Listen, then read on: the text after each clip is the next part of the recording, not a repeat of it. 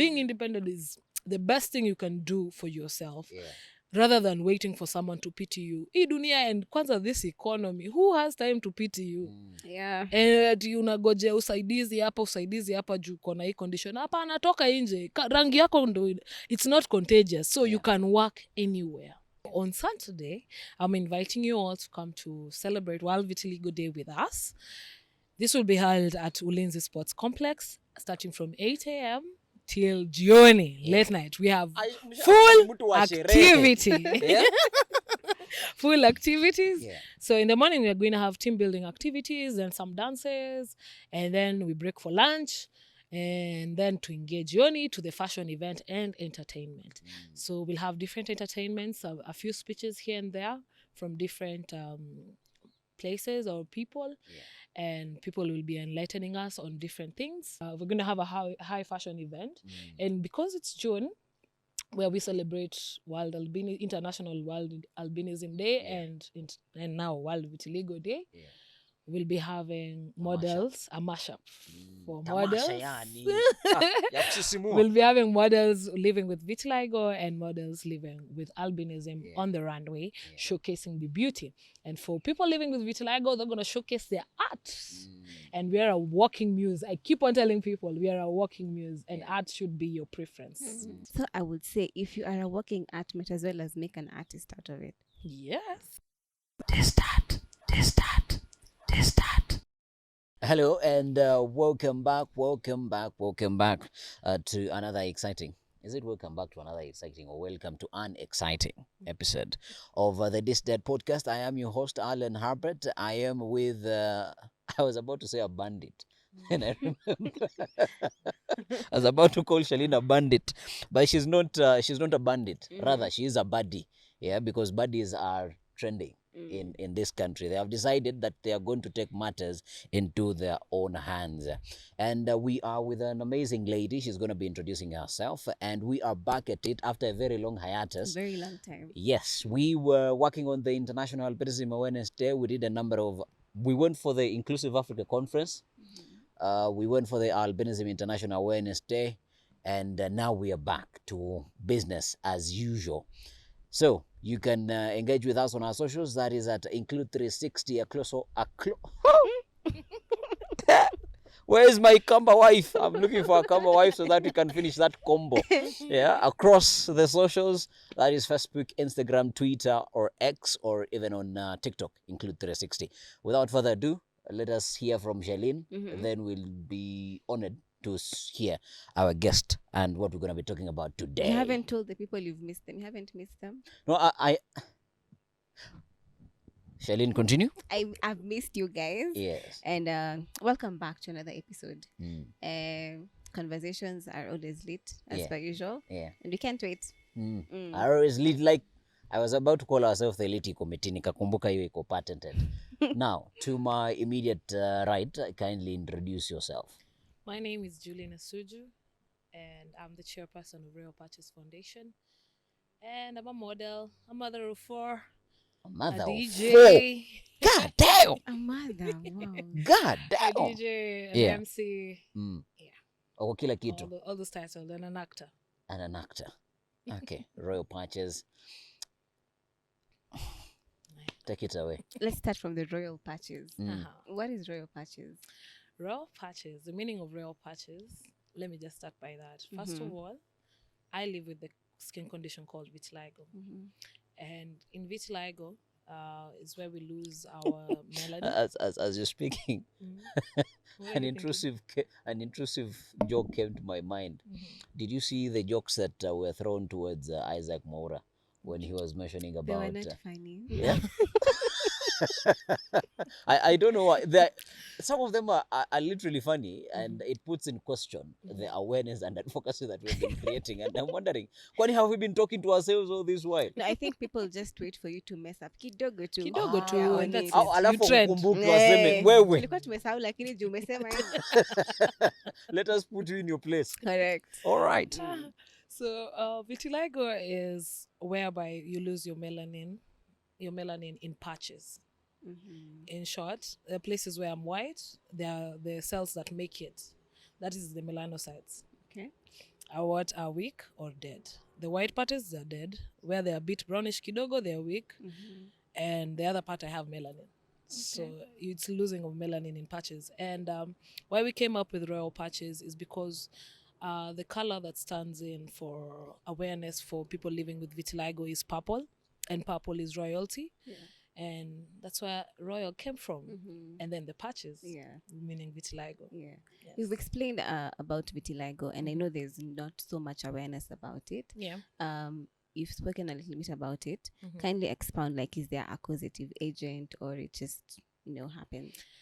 Well, that I can't answer that much because not much research has been done about it. All we know, it starts as a small dot and it progresses slowly by slowly. It is genetic, it's not contagious, and it spreads gradually and triggered by stress most of the times. And that means you might be sick. You might have a certain illness, maybe like arthritis or diabetes, and it can trigger vitiligo to start. Oh, interesting. So yeah, that's something you need to know. Or maybe you're deaf and it can also still trigger vitiligo to start. And most cases that we have had, most people who have vitiligo have a problem with their ears. Either you lose hearing from one side or both sides. Okay. Yeah, and except for that, stress is a trigger. Because I was about to say, yeah, the Lord I was about to say, among those that you've said, which one triggered? For it to start. Which one triggered yours? I per se I can't say that. I think it's, for me, it was genetic. And at that time my mom did not know she was the carrier of the gene because hers started just 2 years ago, meaning vitiligo can start at any age, any year. So your mom doesn't also choose. has started developing vitiligo as well. Yes. So she was the carrier of the gene and she did not know. Because mine started when I was 1.5 years. So basically I've grown with it. I think, I know you're very naughty. So I think you're literally looking at her and you're like, who is laughing now? That's true. You thought I was going to be here alone? Oh my God.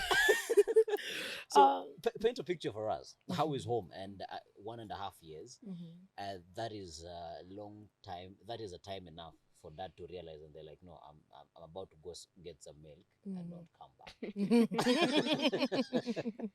How is growing up at home? At home, I'd say at first when it appeared, the thing is, it started at my genital area. And at 1.5 years, the assumption is I'm having a nappy rash. And so the blame goes to the housemaids or the house person, because my mom was always busy and my dad, no one was home. I was being raised by a maid.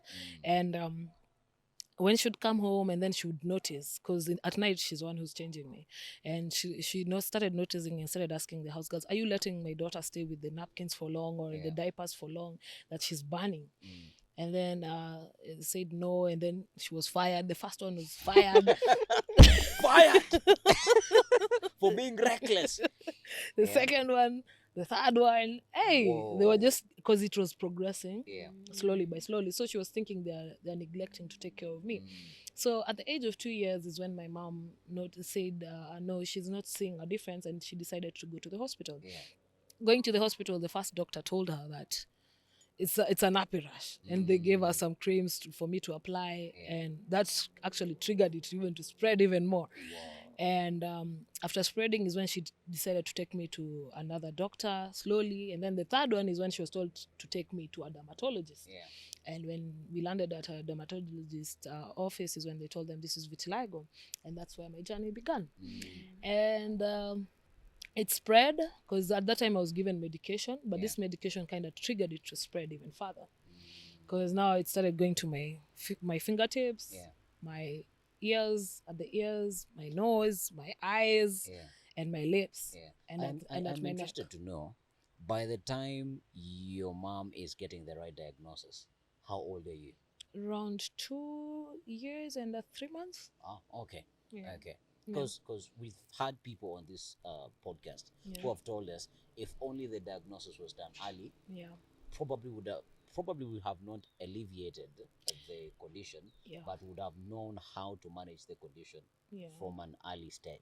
Yeah, but yes, that's a possibility. Yeah. At this moment, I can say that at Yeah. this moment, Yeah. because during that time, if I just count back the years, this Mm. is 33 and a half years or 30 something years behind. Damn. Damn. At that time, getting the right medication was an issue. So they would just trials and error, and they were Yeah. testing it with you. Yeah. And so that would actually trigger it to Basically, spread. you became a Lab lab rat. rats. Yes. And for me, at the age of when I was turning 10 years old, Yeah. is when 10, 11, let me just say 12 years. Yeah. When I was turning 12 years is when I said no. No to medication. Yeah, I So got rebellion tired. started kitambo. Kitambo sana. Because now you see all my lunch times, because it's a process. Mm. Lunchtime I have to take medication and Yeah. still go for phototherapy sessions. This is one of the methods of trying for you to Kill be able cells. to deal with the sun rays and all Yeah. that. So they used to throw me into a machine with UV rays lights for me to adopt. Every lunchtime, I would spend 1 hour inside a machine. And so I had no time to socialize, to know kids and past. Okay, anyway, that wasn't a big matter because already I was a loner in school. Yeah. Was it by choice? Yeah, because now the question started when I was in class 1. And kids will start come and mock me and they're like, we unapaka choka hadi huku kwa vidole, sijui umeamua unapaka makeup, unajichora chora huku na vitu za white. So to me, I started dissociating myself with the people. Yeah. And isolating myself now. And I'd gotten used to that even at home. So when I'm going back home, my brothers, they were small at that time, but they would only play with me once. And at that time, my mom was kind of very strict, I won't lie to you. And now I was being raised by my stepfather, but I did not know he was my stepfather then. But there was a sort of toughness and harshness I would notice. So mainly Meted to you only, or the entire flock of kids? me. So I would notice that, but I would be quiet. Yeah. Yes, he'd show me love, yes, but tough love. That's what we call tough love. Yeah. But now the thing is, when people are watching TV, I'm in the kitchen. When Don't tell people me are cooking. as Shalini, is early there anything wrong with cooking? What's wrong with cooking? Why is she We cooking must at an eat. early age? We must eat. it was either I'm in the kitchen or I'm in the bedroom, You and heard I'm she's a not, chef. and How I, would and you have I'm become a chef? and I'm not allowed.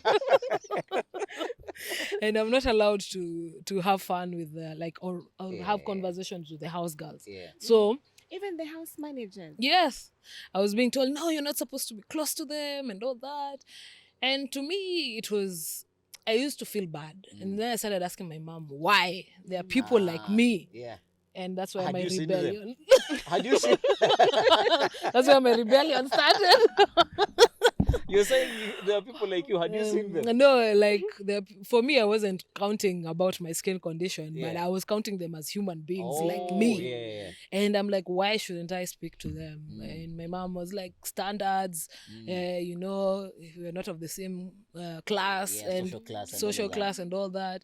And I'm like, but mom, it's not right. They're human beings. They were born by a mother like the way you birthed me. I started questioning a long time ago. Yeah. And I grew up to that. And then by the time I was reaching around 10, 11, is when I started becoming very close to the house helps rather than my mom and my dad. And I started now asking questions one by one. And even the house girls are asking me, what about your skin condition? Because now it's spreading. And Or they're probably asking. why she did not want you to talk to the house managers. It's because she believed the house managers did something to you. Have you ever thought about it that way? Well, come to think of it, maybe because she blamed them with the napkins and all that. And after that, when I was reaching 12, I started telling my mom, I'm getting tired of going to hospital all the time. I'm getting tired, and plus I need time to study. KCPE is almost here, and already in school I was being bullied, and anger was like piling up because I never used to speak out. I used to keep everything inside, and I'm not telling my mom the reason why I'm tired of the medication. It's the anger that was building up in me. And I opened up and I told when I opened up, I told her, in school, people are making fun of me. I'm never in school. I'm always in hospital. Break time, I only get 15 minutes of my break. I am tired, mom, and all that. And then for her also, she was also getting tired because medication is expensive. If I would count how much money she used, it was over 6 million and above at that time. At that time. Kashamba. At that time, and at that time, that is a lot Yeah, of that's money. a lot of money. It was a lot of money Yeah. to use on medication. And so she said, it's okay. You just know you're beautifully and wonderfully made. And she kept on telling me that every day. Even when I was young, she would tell me every night before I sleep that you're beautifully and wonderfully made, and God made you this way, and never think about what people say. This is how God created you. And I grew up knowing that. And I came to start loving myself, but it took me to fight for myself, for me to learn. So in school, there was this particular girl who used to love making fun of me all the time. Yeah. And Do you know where she is right now? I don't know. But You're like, I even don't care. I don't. But I remember this is at the age of 11, 12. This is where your hormones hormones are starting to change. I don't know. Yeah, for us women. For you But guys, the adolescent ages are the same. I will Yeah. not pretend. Yeah, okay. So, so for me, at that time, I was very thin. Let me not lie to you. I was called a skele. When I was in school. And now my body has started changing. My body has started becoming big and all that. And now my legs are the ones which started becoming big. And she used to notice. And she was thin. So she used to notice that I'm becoming bigger than her. And then she would start making fun of my legs. Umeanza kukua kanono. Izicheki kamugu kake ni kanono. She used to say that all the time. And you used to, I used to get offended. Now, there's the time it just reached that she started speaking now about my vitiligo. And this triggered my anger even more. And I remember. Don't tell me you beat her up. Yes, I did. And there was this fights kawaida za closing day, ndafunga na wewe. So mimi nilimwambia nafunga na wewe, and it was the first time of class 8. I never forget. The first time of class 8, I decided to fight with her. I said nafunga na wewe. Tell me you won. I won. Definitely. Definitely. I better. It was Mangumi, Mateke, and her. She was using her nails, and I was breaking the nails. It's because I think it just runs in our family, because my mom is a full Masai and half. So as we don't know how to scratch, tunakupiga war.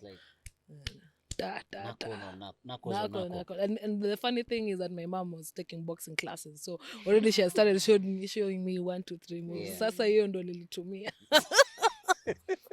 You're like, I never knew where I was going to use these ones. But here for the meantime, let's go. So after winning that fight Did you get the respect that you needed when you came back for the next time? Yeah, I did. As much as I was punished for it, because the teachers knew, hadi head teacher aliitwa kutoka kwa ofisi, ni msichana wenyewe anaenda kufa. It was that bad? It was that bad. Was your mom proud of you? No. Your answers are very straight. No, she wasn't. But she gave you the skills. Yeah, What but did she didn't expect that I'd beat up a lady of that matter. She was just thinking maybe self-defense and all that. But I told her it was self-defense. Me, I was tired of being bullied, and so I needed to get some respect from people.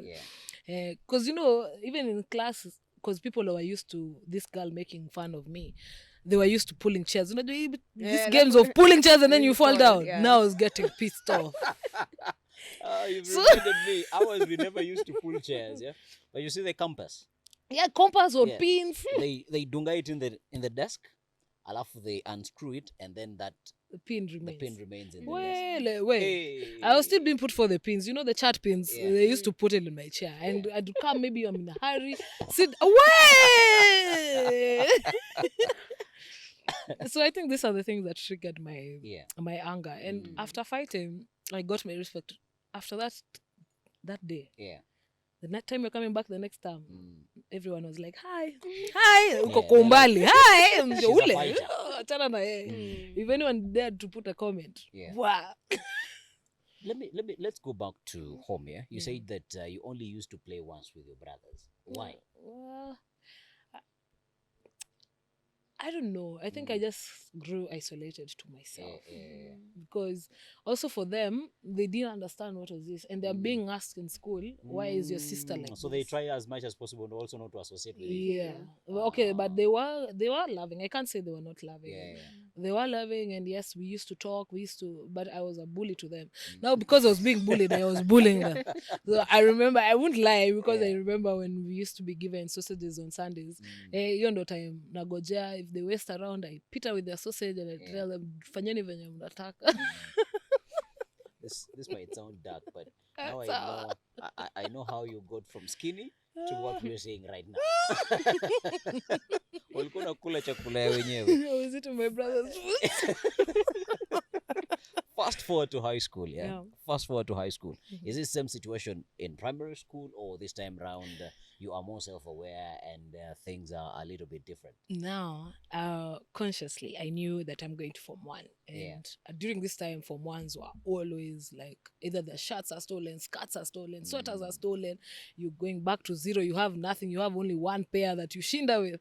So I'd already been prepared how school is with my big sister and brother. And because I'm the third one. I'm the third one of the family, the middle, the loner. That one child. That one child, the loner. Confused. You don't know left or right. And there's a big gap between my smaller bros and my big sister. There's a big gap. And now they had prepared me already. So me entering high school, I decided to take Vitiligo to my advantage. So I told everyone it's contagious, because now my mom made sure she took me to the Bondos. Akanipeleka Dumberi Girls, from Westlands Primary to Dumberi Girls, very fast. Where is that school? Dumberi in Kiambu. It's in Kiambu. So It's from Dumberi. I didn't know. Okay. Yeah, every day is a learning day. That's a good defense. So I remember going to... So your dad told them that it was... Yeah, I told them it's contagious, so they don't disturb How me. did you even get to the point of hatching that lie? Well, I was just tired of being bullied. And so I was trying to look for a mechanism of me not being bullied again, because I was tired. What about the stigmatization now, from you saying that it's contagious? The stigma wasn't that bad, because I was already used to being alone. So what's the big... There's no big deal. So I'll just continue being alone. But was it heightened in high school compared to primary? Yeah, because it's when it was spreading even more, and my body I was becoming bigger and bigger. So I told people that it's contagious, and anywhere I would leave my bucket, I would find it there.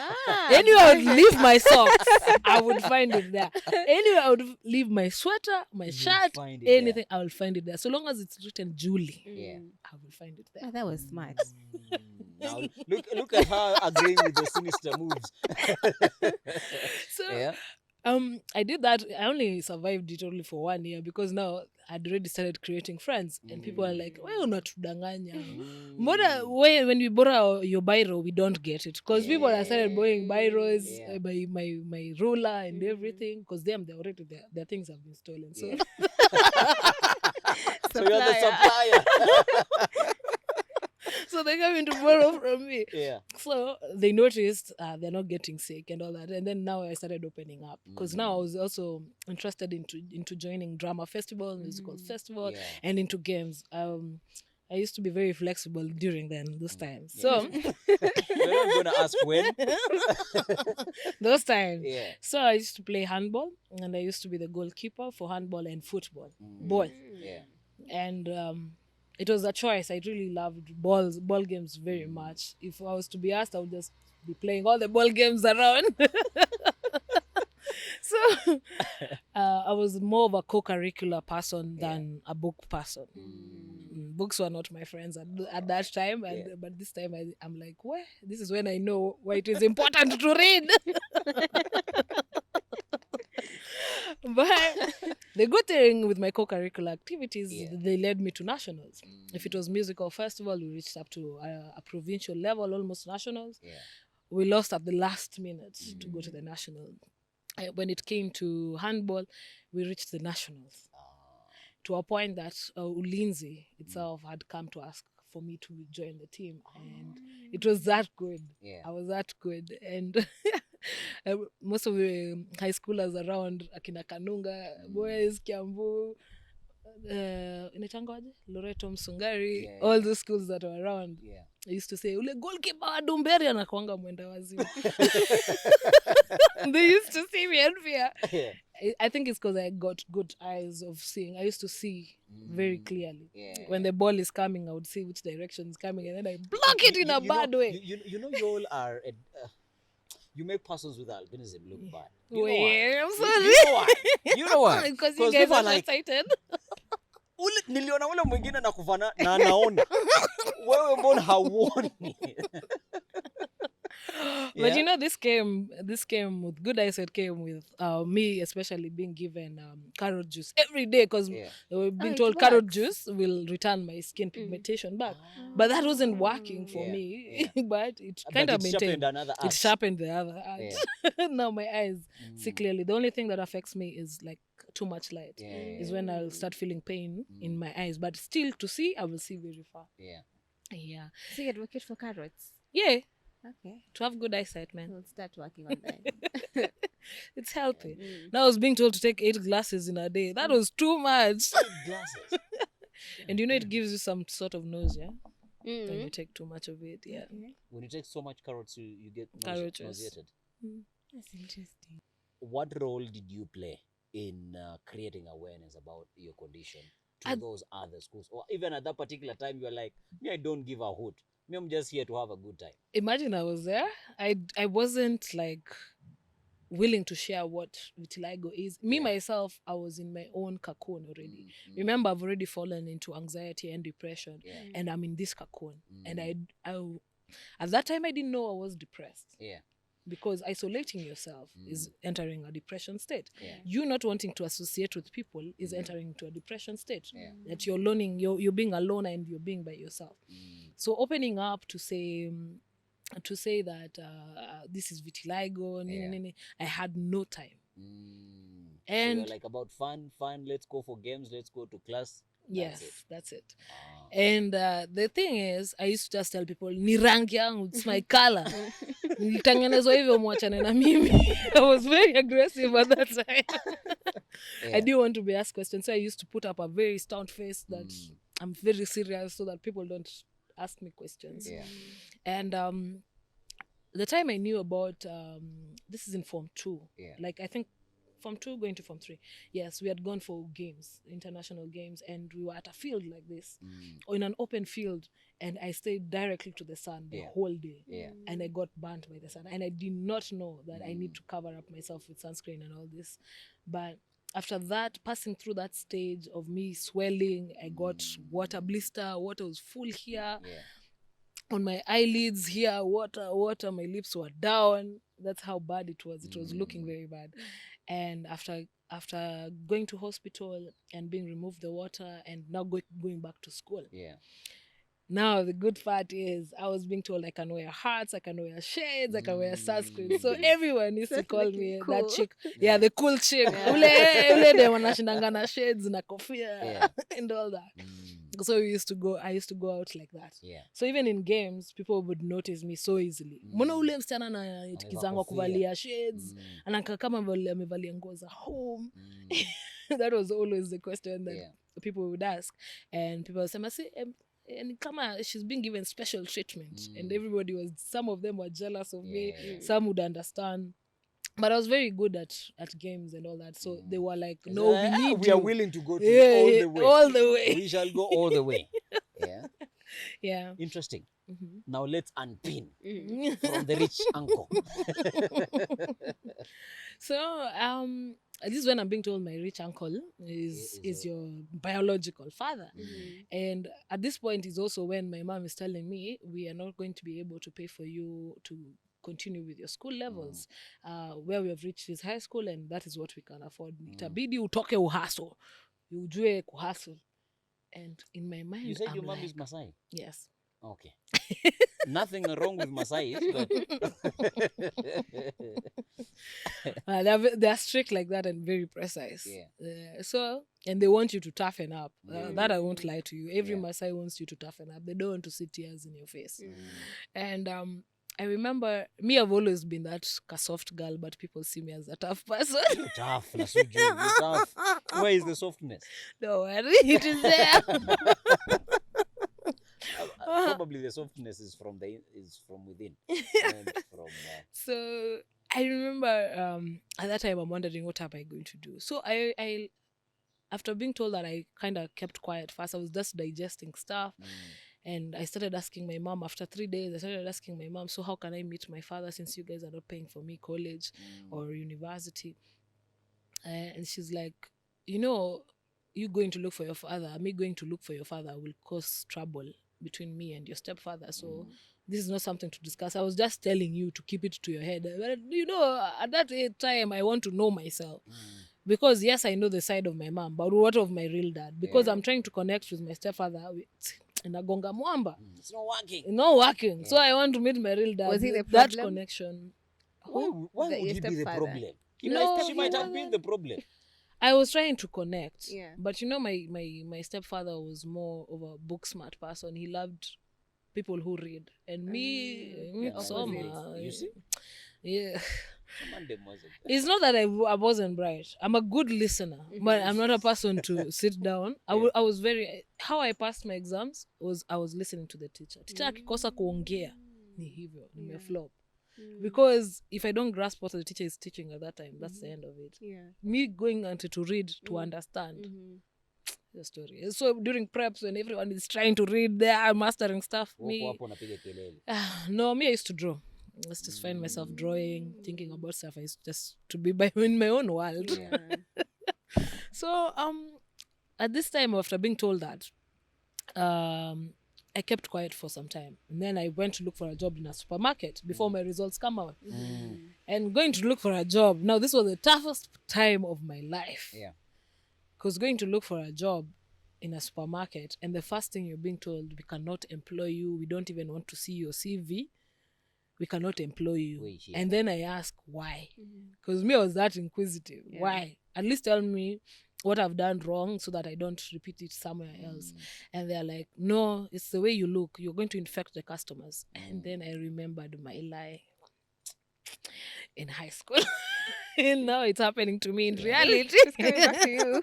And like these guys, they don't seem like they will buy my lie or my bait. And I'm like, no, it's not contagious. So tell me how I'm going to infect the customers with my skin condition. And the lady was like, no, you cannot work in my supermarket. You're going to create a lot of attention. No. And then I asked, wouldn't it be a plus when people coming to buy or me being a plus? Like, no, not here. And that time it was in Parkland, so I just had to go back home. Feeling very disappointed, and I'm like, how? So this is the first time I've been nimble at work, and then all that. And then I told my mom I can't get a job because of the way I look. And then my mom, because she had an agency, a bureau. Yeah. For looking for people work. That is how domestic work. Yeah. Either you're a gardener, driver, house help, nannies, all that, cooks. So she asked me, are you going to work as a house help? I'm like, who? Me? Your daughter?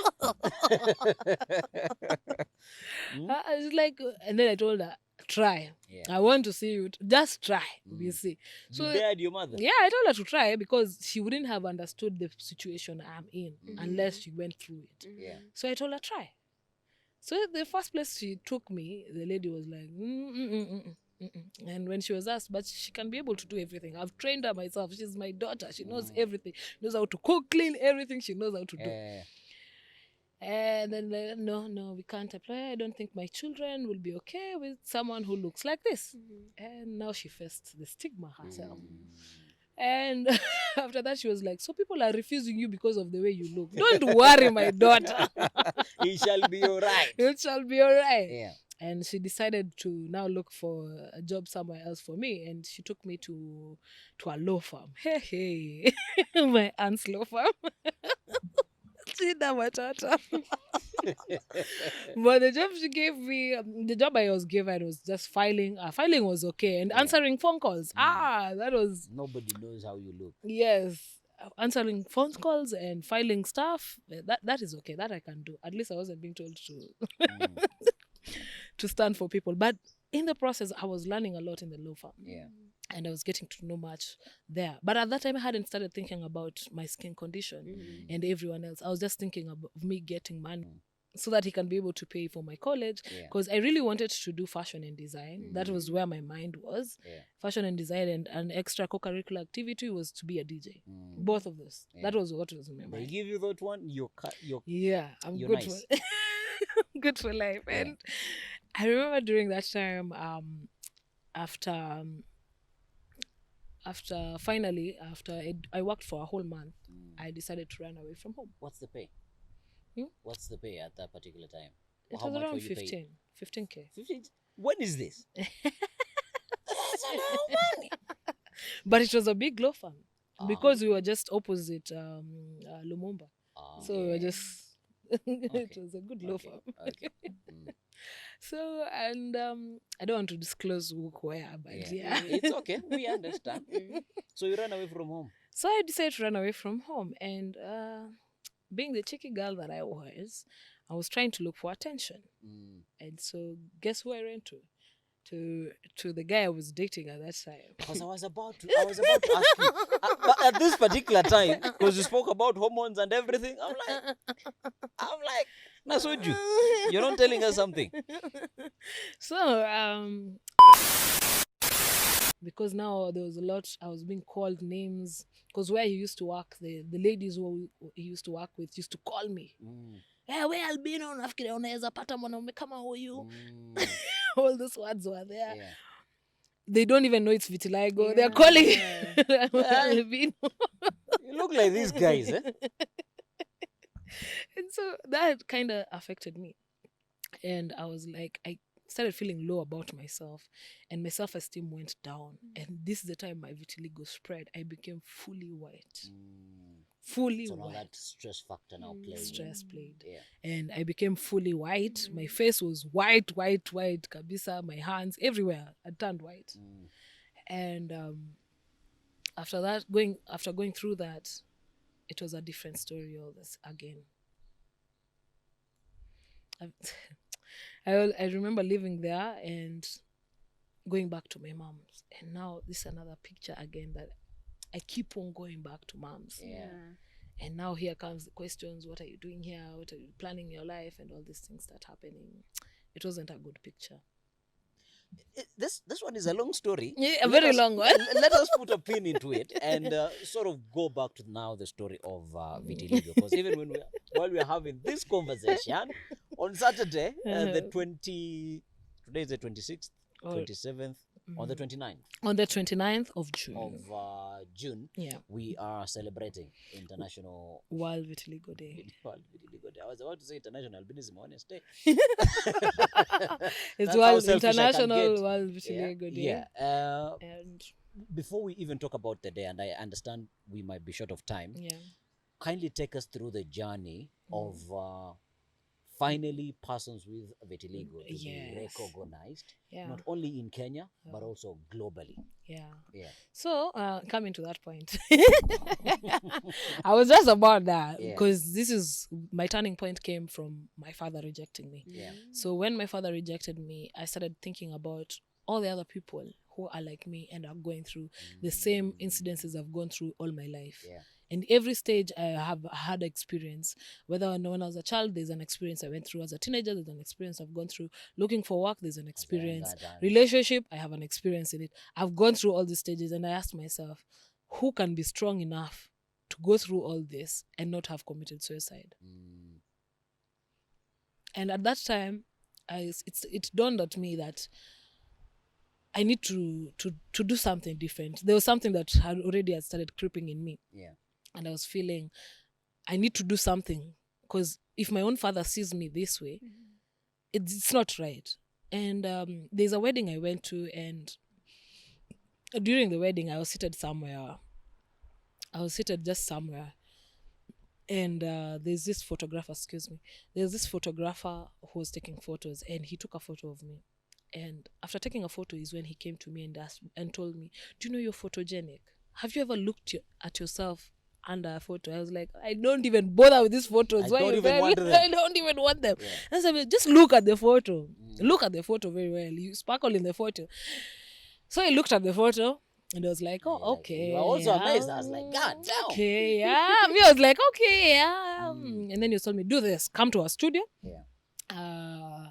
And we take a photo of you. Yeah. We will do a photo shoot of you and we see how far it can go. So I took myself to the studio the next day, actually. And reaching there, they took photos of me. And then they took a lot of photos and then they spread them to different studios. To different studios like that. And the first call that came from Gina Mtune. And she was like, yeah, I want to work with you. You look so photogenic. And there's this song that I'm including Sauti Sol and all that and all that. And my surprise came is when I'm being called for a video shoot. And it's the first time my photos are out. And it's with the biggest boy band in Kenya. Yeah. You're like, And there, kiburi kaja. Kiburi kaja nikaanza kusema, hey, I think I should be taking this thing seriously. I think I've been taking things so lightly and actually I could be going somewhere with this. And when I was called for that photo or video shoot, it was a different experience. For me, I'm already used to being reserved. I'm not used to being with celebrities and all. And I'm here, I'm seeing the other ladies like run screaming, Saudi Sol, and me, I'm just like, okay. give me my money and I get out of Yeah, here. just like that. Everybody's screaming. I remember an incident where Bien asked, Mulito happy udem? Why is she not like screaming and all over us? And I'm like, I'm quiet. So they started saying, amana need kuchangamshwa ndio nini aweze kuchangamka. Then now that's when tukafanya video shoot. We danced and all that, and the video shoot was taken. The song is called Hey Bunjo. You can just look up on it. It's called Hey Bunjo. And after doing that song is when Gina told me, you should think about all the other people you can include. People like you need to be seen in the artistic or the creative world, because already your patterns are creative. Think along those lines. And now it dawned in my head. A light bulb moment. Yes.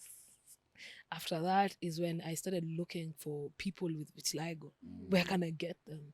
And all that. Funny thing, my point of I had already gotten used to going to a bar. So there was a bar I had to go to. So going to that bar, somebody told me, I've seen someone like you. And he's actually the leader of an organization of people living with vitiligo. Hey, I got intrigued. I was introduced to him. His name is Raphael, and he's actually the chairperson of Visoke, Vitiligo Society of Kenya.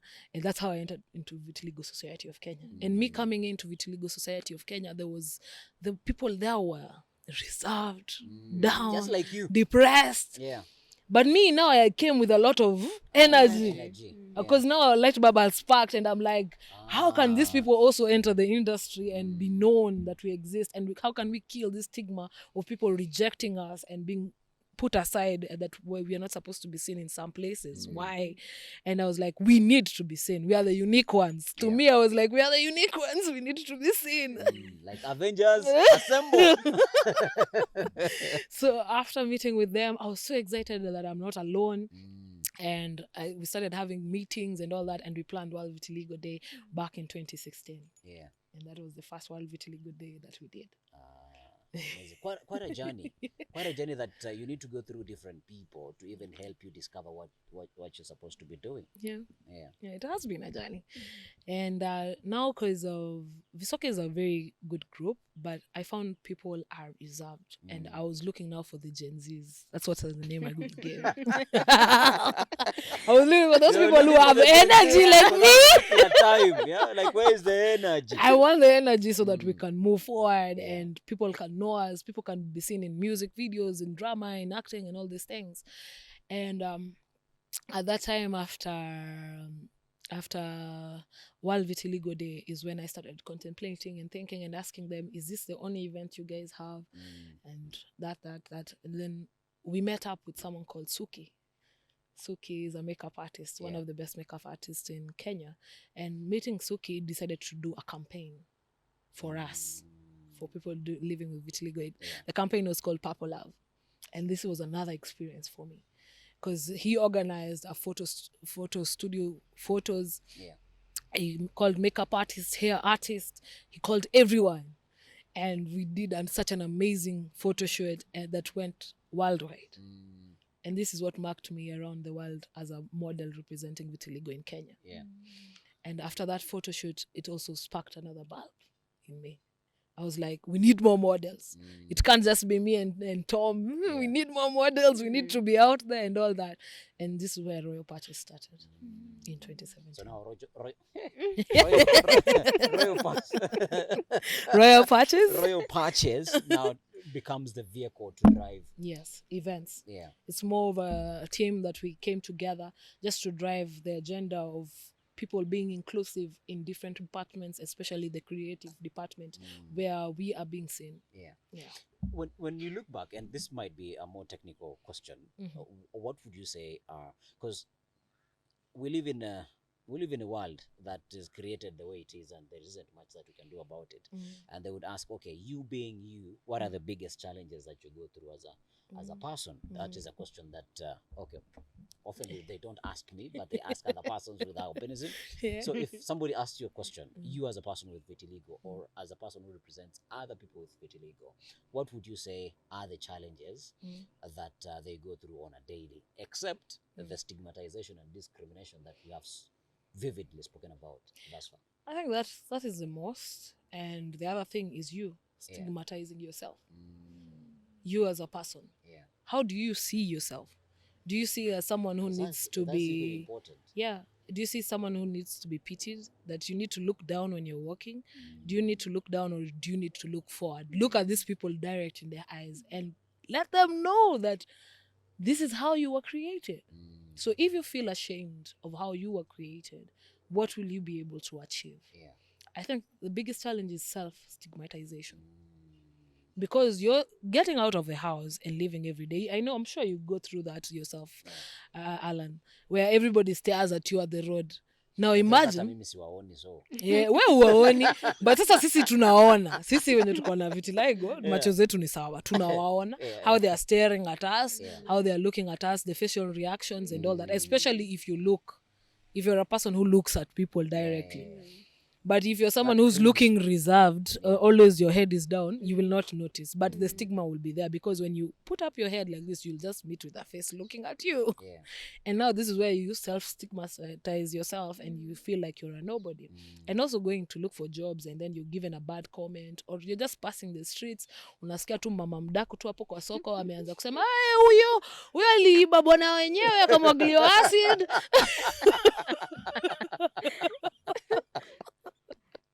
It's unfortunate. Husband snatcher ndio huyo. Husband snatcher ndio huyo. Like, these comments are there. And then when you go home and you're thinking about all these comments and all that, and you're like, where? Nitaezana. And it creeps into a point, people become suicidal. And that is the saddest part of it, because one, you did not accept yourself, and you're looking for acceptance from people. And that's the worst mistake. I can tell you, for me, it is what I went through, because I did not accept myself the way I was. So I was looking for acceptance from people. And that led to the life that I am living right now. I don't regret it, actually, these days. To me, I always say it was my journey. It was where I needed to go through to be the person I am. Somebody else to live the life. I don't think even many people could have handled. Let me not lie. Could you? No. She's like, no, don't give me that.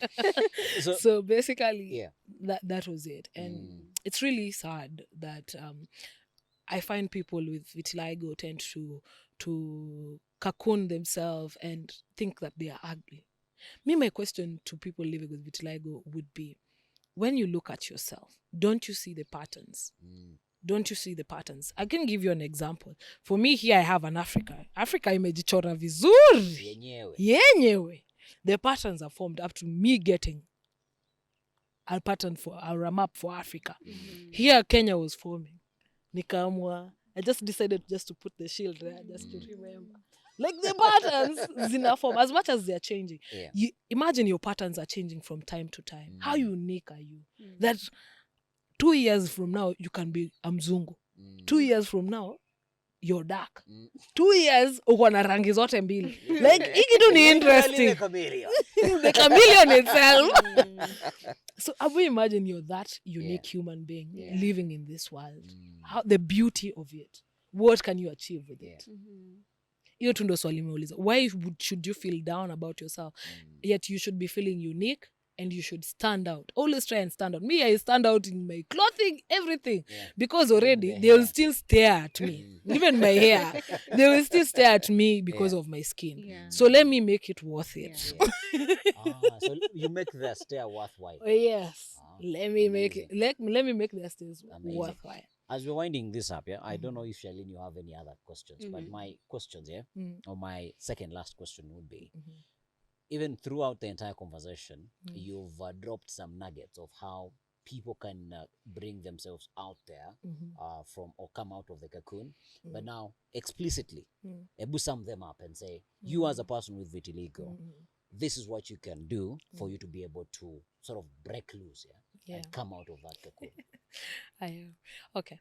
So, you as a person living with vitiligo, Nice. Accent, I would advise you to first love yourself. First thing is love yourself. Second, what are you good at? Can you believe in what you're good at and stand out there and not let anyone put you down?